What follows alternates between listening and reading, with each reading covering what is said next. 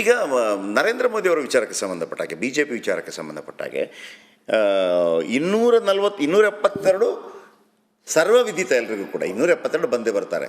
83 ಆಗಲೇ ಬಂದಿದ್ದರು, 303 ಕಳೆದ ಬಾರಿ ಬಂದಿದ್ದರು, ಈ ಬಾರಿ ಅದಕ್ಕಿಂತ ಜಾಸ್ತಿ ಅಂತೇಳಿ. ಆದರೆ ನೀವು ಒಂದು ಕಡೆ 240 ಅಂತ ಹೇಳ್ತೀರಿ, ಅಷ್ಟೇ ಬಂದು ನಿಂತಿದೆ. ಅದು ಯಾವ ಲೆಕ್ಕಾಚಾರದಲ್ಲಿ ಹೇಳಿದ್ದು ನೀವು? ಅದಕ್ಕೆ ನಿಮಗೆ ಗಣಿತ ಗೊತ್ತಿರಬೇಕು, ಭೌತಶಾಸ್ತ್ರ ಗೊತ್ತಿರಬೇಕು, ಭೂಗೋಳ ಗೊತ್ತಿರಬೇಕು, ಆಮೇಲೆ ಅಸ್ಟ್ರಾನಮಿ ಗೊತ್ತಿರಬೇಕು, ಫಿಸಿಕ್ಸ್ ಮಾಹಿತಿ ಇರಬೇಕು. ಗ್ರಾವಿಟೇಷನ್ ಫೋರ್ಸ್ ಒಂದು ಅರ್ಥನೇ, ಆ್ಯಕ್ಷನ್ ರಿಯಾಕ್ಷನ್ ಗೊತ್ತಾಗಬೇಕಲ್ಲ. ನಾವು ಸಾಮಾನ್ಯವಾಗಿ ನೋಡ್ತೀವಿ, ಒಂದು ಮ್ಯಾಪ್ ಇಟ್ಕೊಂಡ್ಬಿಟ್ಟು ಸೂರ್ಯ ಎಲ್ಲಿ ಉದಯ ಆದ, ಯಾವತ್ತಾದ, ಅವತ್ತು ನಕ್ಷತ್ರ ಏನು, ಚಂದ್ರ ಇದ್ದಾನೆ, ಮೇಜರ್ ಪ್ಲಾನೆಟ್ಸು ಜೂಪಿಟರು, ಸ್ಯಾಟರ್ನು, ರಾಹು, ಕೇತು ಎಲ್ಲ ಹೇಳಿದ್ದಾರೆ. ಅದರ ಮೇಲೆ ಹೋಗ್ತೀವಿ. ನಾವು ಎಷ್ಟು ಓದಿದ್ರೂ ಸಾಕಾಗಲ್ಲ. ಎಲ್ಲರೂ ಪಾಪ ಬೇಕಾದ ಪಂಡಿತರು, ಪಾಮರರು, ಪ್ರಯತ್ನ ಪಡ್ತಾರೆ, ಋಷಿಗಳು, ಮಹಾತ್ಮರು ಎಲ್ಲ ಕಲಿಕೆಲ್ಲ ಪ್ರಯತ್ನ ಮಾಡ್ತಾರೆ. ಎಲ್ಲರೂ ತಪಸ್ಸು ಮಾಡ್ತಾರೆ. ಆದರೆ ಇದು ಒಲಿಬೇಕು. ಸರಸ್ವತಿ ನಾಲ್ಕು ಮೇಲೆ ಕೂತ್ಕೋಬೇಕಾದ್ರೆ ನಿತ್ಯ ಕಷ್ಟಪಟ್ಟು ಅನುಷ್ಠಾನ ಮಾಡಬೇಕು. ಅನುಷ್ಠಾನ ಇದ್ರೆ ಮಾತ್ರವೇ ಈ ವಿಚಾರ. ಕಮರ್ಷಿಯಲೈಸ್ ಮಾಡಿಬಿಟ್ಟು ನಾನು ದುಡ್ಡು ಮಾಡ್ತೀನಿ ಅಂತಂದರೆ ನಮ್ಮನ್ನು ದೇವರೇ ಮುಗಿಸ್ಬಿಡ್ತಾನೆ. ನಾನು ಆ ಕೆಲಸ ಮಾಡಿಲ್ಲ. ನಮ್ಮ ಅಪ್ಪ ಎರಡೇ ಹೇಳಿದ್ದು, ನೀನೇ ಯಾರ್ದು ಕೈ ಒಡ್ಡಬಾರ್ದು, ಯಾರ ಮನೆಗೆ ಹೋಗಬಾರ್ದು. ಅಲ್ಲೇ ಯಾವ್ದಾರ ಮನೆ ನೋಡಿದ್ರೆ ಯಾರ ಮನೆಗೆ ಹೋಗಲ್ಲ. ಅದು ಹೆಂಗಾಯ್ತು? ಹೌದು. ನಾನು ಇದನ್ನ ನಿಮಗೆ ಒಂದು ಚೂರು ಒಂದು 10 ನಿಮಿಷ ಜಾಸ್ತಿ ತಗೊಂಡು ಹೇಳಿ. ಇದಿಷ್ಟೇ ಆಗಿತ್ತು. ನನಗೆ ನನ್ನ ನಡೆಸೋನು ದೇವರೇ, ನುಡಿಸೋನು ದೇವರೇ. ನನ್ನ ಜೀವನ ಉದ್ದಗಲಕ್ಕೂ ನನಗೆ ಉಪನಯನ ಆಗಿದ್ದ ದಿವಸದಿಂದ ಕಳೆದ ಒಂದು 50 ವರ್ಷದಿಂದ ಉಪಾಸನೆ ಇದೆ. ಸುಬ್ರಹ್ಮಣ್ಯ ದೇವರ ಉಪಾಸನೆ ಇದೆ, ಮತ್ತು ದತ್ತದೇವರು ನಮ್ಮ ಮನೆ ದೇವರು ಆ ಉಪಾಸನೆ ಇದೆ. ಏನೋ ಒಂದು ಸತಿ ನೋಡ್ತಾ ಇರ್ತೀನಿ, ಥಟ್ ಅಂತ ನನಗೇನೋ ಒಂದು ಫ್ಲ್ಯಾಶ್ ಆಗುತ್ತೆ. ಅದನ್ನು ರೆಕಾರ್ಡ್ ಮಾಡ್ಕೋತೀನಿ, ಅದನ್ನು ರೀಚೆಕ್ ಮಾಡ್ತೀನಿ, ಪ್ಲಾನ್ ಚೆಕ್ ಮಾಡ್ತೀನಿ, ಸರಿಯಾಗಿರ್ತದೆ. ಆದರೆ ಖಂಡಿತವಾಗ್ಲೂ ನಾನು ಮಾಡಿದ್ದೆಲ್ಲ. ಅದನ್ನು ನನ್ನ ಬೆನ್ನಿಂದ ನಿಂತಿರೋ ಗಣಪತಿ ದೇವರು, ಎಲ್ಲಕ್ಕಿಂತ ಈ ರಾಷ್ಟ್ರದಲ್ಲಿ ಉದ್ದಗರದಲ್ಲಿ ಅತ್ಯಂತ ತಪಸ್ವಿಗಳು, ದೇವರ ಅವತಾರವಾಗಿರ್ತಕ್ಕಂಥ ನಮ್ಮ ಶೃಂಗೇರಿ ಗುರುಗಳಾದ ಮಹಾಸನ್ನಿಧಾನ ಭಾರತೀಯ ಸ್ವಾಮಿಗಳು ಅಂತ ಧಾರಾಳವಾಗಿ ಹೇಳಬೇಕು. ಸರ್ಕಾರ ರಚನೆಗಳೆಲ್ಲ ಆಗ್ತಾ ಇದೆ. ನರೇಂದ್ರ ಮೋದಿಯವರು ಯಾರು ಕೂಡ ಯಾರ ಮುಂದೆ ಕೈ ಕಟ್ಟಿ ಕೂತವರಲ್ಲ. ಮುಖ್ಯಮಂತ್ರಿಯಿಂದ ಪ್ರಧಾನಮಂತ್ರಿ ತನಕ ಬಹುಮತಗಳಲ್ಲೇ ಅವರು ರಾಜನಾಗೇ ಆಡಳಿತ ನಡೆಸಿದಂಥವ್ರು. ಈ TDP ಮುಂದೆ ಅಥವಾ ನಿತೀಶ್ ಕುಮಾರ್ ಮುಂದೆ ಇವರಿಗೆ ಸಾಧ್ಯ ಇದೆಯಾ ಆ ಥರ ಮುಂದುವರಿಸ್ಕೊಂಡು ಹೋಗೋದಕ್ಕೆ? ವಾಜಪೇಯಿ ಥರ ಮುಂದುವರಿಸ್ಕೊಂಡು ಹೋಗೋದಕ್ಕೆ ಸಾಧ್ಯ? ಒಂದು ಹೇಳ್ಬಿಡ್ತೀನಿ, ಹೇಳಿ. 240 ಅಂತ ಮುಗಿಸ್ಬಿಡ್ತೀನಿ. ನೀವು ವೆರಿ ಪರ್ಟಿಕ್ಯುಲರ್ 240. ಹೌದು. ಇದು ನಾನು ನೆನೆಸಿದ್ದಲ್ಲ. 17ನೇ ಇಸ್ವಿಯಿಂದಾನು ನಾನು ಇಲ್ಲೇ ಇದರಿಂದೇ ಇದ್ದೇನೆ. ನಾನು 13ರಲ್ಲಿ ವರ್ಲ್ಡ್ ಕಪ್ ಮ್ಯಾಚ್ ಆಯಿತು, ಡೆಲ್ಲಿಯಲ್ಲಿ ಆಯಿತು. ಮತ್ತು ಯಾವಾಗ ಅಲ್ಲಿ ನನಗೆ ಬಂದು ವರ್ಲ್ಡ್ ಮ್ಯಾಪಲ್ಲಿ ಅಲ್ಲಿ ಕೇಳಿದ್ರು, ನಾನು ಬಂದು ವರ್ಲ್ಡ್ ಕಪ್ ಯಾಕೆ ಗೆಲ್ತಾರೆ ಅಂತ. ನೋಡಪ್ಪ, ವರ್ಲ್ಡ್ ಕಪ್ಪು ಗೆಲ್ತಾರೆ ಏನೋ 14ಕ್ಕೆ ಇದು UPA ಗೌರವ್ರು ಮುಗಿದೋಗುತ್ತೆ ಅಂತ. UPA ಗೌರವ್ ನೋಡೋಕೆ ನಾನು ಅಲ್ಲೇ ಇದ್ದೆ. ನಟವರ್ ಸಿಂಗ್ ಅವರು ಇದ್ದರು, ಸೋನಿಯಾ ಗಾಂಧಿ ಆಗಲ್ಲ ಅಂತ ಹೇಳಿ ನಾನು ನ್ಯೂಯಾರ್ಕ್ ಟೈಮ್ಸೇ ಕೊಟ್ಬಿಟ್ಟಿದ್ದೆ, ಅವ್ರಿಗೆ ಅಲ್ಲಿ ನ್ಯೂಸಲ್ಲೇ ಕೊಟ್ಬಿಟ್ಟಿದ್ದೆ. ಸರಿ, ಇಲ್ಲೇ ಅವ್ರು ಹೇಳಿದ್ದೆ ಅವರಿಗೆ, ನಂಗೆ ಗೊತ್ತು, ನಮ್ಮಲ್ಲಿ ಸ್ವಲ್ಪ ನಮ್ಮ ತಂದೆಯವರು ನಮ್ಮ ತಲೆಗೆ ಹಾಕಿ ನಮಗೆ ವಿವೇಕಾನಂದ ನರೇಂದ್ರ ಬರ್ತಾನೆ ಅಂತ ಹೇಳಿ ಅಲ್ಲಿ ನಿಲ್ಲಿಸ್ಬಿಟ್ಟಿದ್ದೆ. ಅಲ್ಲಿ ಇದು ಹೆಂಗೆ ಬಂತು ಅಂತಂದರೆ, ಹೀಗೆ ನಾನು ಪ್ರತಿ ತಿಂಗಳು ನಾನು ಗಾಣಗಾಪುರಕ್ಕೆ ಹೋಗ್ತೀನಿ. 3 ಸಾಲದಲ್ಲಿ ಉಳಿತೇನೆ, ಅನುಷ್ಠಾನ ಮಾಡ್ತೇನೆ. ಸುಬ್ರಹ್ಮಣ್ಯನ ಉಪಾಸನೆ ಮಾಡಿದರೆ ನಾನು ಏನು ನೀರು ಕೂಡ ಕುಡಿಯಲ್ಲ ನಾನು. ಅದು ನಮ್ಮ ಅಭ್ಯಾಸ. ಮನೆ ದೇವರಿದೆ, ನಮ್ಮ ದುರ್ಗಾ ಮಾತೆ ಇದ್ದಾಳೆ, ಅವಳನ್ನ ಸ್ಮರಣೆ ಮಾಡ್ತೀನಿ. ಸುಮ್ಮನೆ ಹಿಂಗೆ ತೆಗಿತಾ ಇದ್ದೆ. ಅವತ್ತು ನಾನು 17ರಲ್ಲಿ ಗಾಣಗಾಪುರದಲ್ಲಿದ್ದೆ.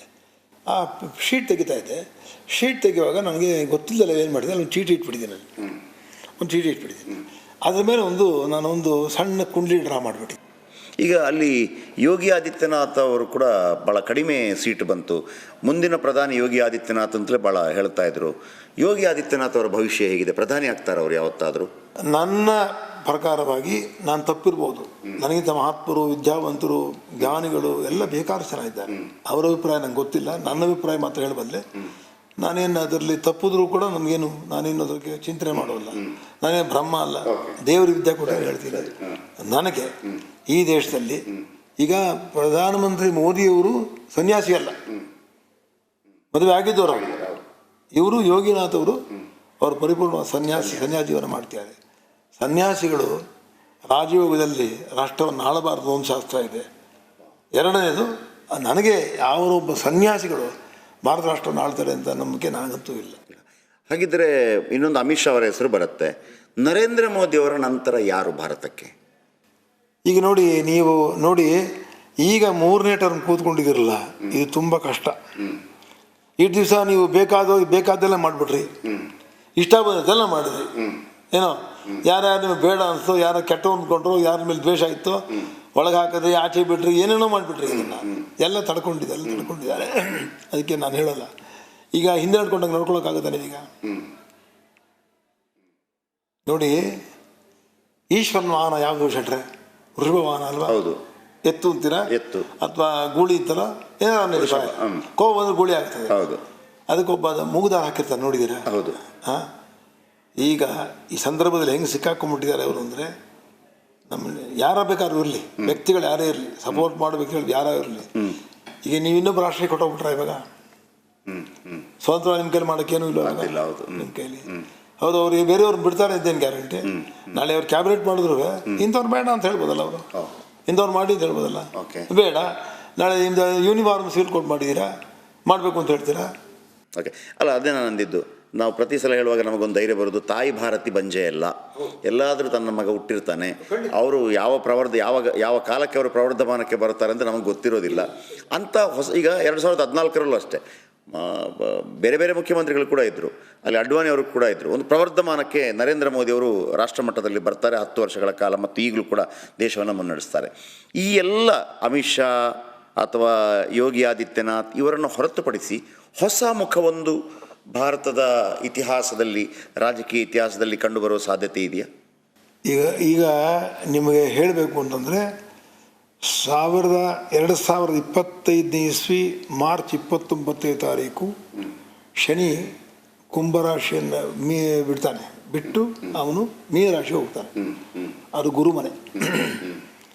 ಆಗ ಈಗೇನಿರುತ್ತೆ ಆ ಸರ್ಕಾರಕ್ಕೆ ವಿರುದ್ಧವಾಗಿ ಬಂದ್ಬಿಡುತ್ತೆ ಎಲ್ಲ.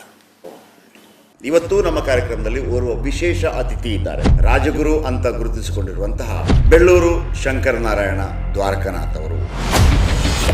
ಯೋಗಿ ಆದಿತ್ಯನಾಥ್ ಅವರ ಭವಿಷ್ಯ ಹೇಗಿದೆ? ಪ್ರಧಾನಿ ಆಗ್ತಾರೆ ಅವರು ಯಾವತ್ತಾದರೂ? ಅವರೊಬ್ಬ ಸನ್ಯಾಸಿಗಳು ಭಾರತ ರಾಷ್ಟ್ರವನ್ನು ಆಳ್ತಾರೆ ಅಂತ ನಂಬಿಕೆ ನನಗಂತೂ ಇಲ್ಲ. ಕುಮಾರಸ್ವಾಮಿ ಅವರ ಭವಿಷ್ಯ ಏನಾಗುತ್ತೆ? ಮತ್ತೆ ಈ ರಾಜ್ಯಕ್ಕೆ ಬರ ಹೌದು, ಅದು ಆಗಿರೋದು 2.5 ನಾನು ಸುಳ್ಳು ಹೇಳಿದೆ, ಸತ್ಯ. Vijayendra Young blood. ವಿಜಯೇಂದ್ರ ಅವರಿಗೆ ಮುಂದೆ ರಾಜಕೀಯ ಭವಿಷ್ಯ ಹೇಗಿದೆ? ಹುಲಿ ಹೋಟೆಲ್ ಹುಟ್ಟುತ್ತೆ. DK ಶಿವಕುಮಾರ್ ಅವರಿಗೆ ಸುದೀರ್ಘವಾದಂಥ ಮುಖ್ಯಮಂತ್ರಿ ಆಗುವಂಥ ಅವಕಾಶಗಳಿದೆಯಾ? ಖಂಡಿತವಾಗಿದೆ. ರಾಹುಲ್ ಗಾಂಧಿ ಯಾವತ್ತಾದರೂ ಪ್ರಧಾನಿ ಆಗುವ ಅವಕಾಶ ಇದೆಯಾ? ಆ ಗಾಂಧಿ ಹೆಸರನ್ನ ತಂದು ಇಟ್ಕೊಂಡಿದ್ದಾರೆ ಅಷ್ಟೇ. ಗಾಂಧಿಗೆ ಅವ್ರಿಗೆ ಸಂಬಂಧ ಇಲ್ಲ, ಅವರು ನಮ್ಮಂಗಿನ ವ್ಯಕ್ತಿಗಳೇ. ಪ್ರಧಾನಿಯಾಗಿ ಇನ್ನು ಎಷ್ಟು ವರ್ಷಗಳ ಕಾಲ ಇರ್ತಾರೆ? ತಳ್ಕೊಂಡು ಹೋಗ್ಬೇಕು, ತುಂಬ ಕಷ್ಟ ಇದೆ, ಪ್ರತಿನಿತ್ಯವೂ ಕಷ್ಟ ಇದೆ.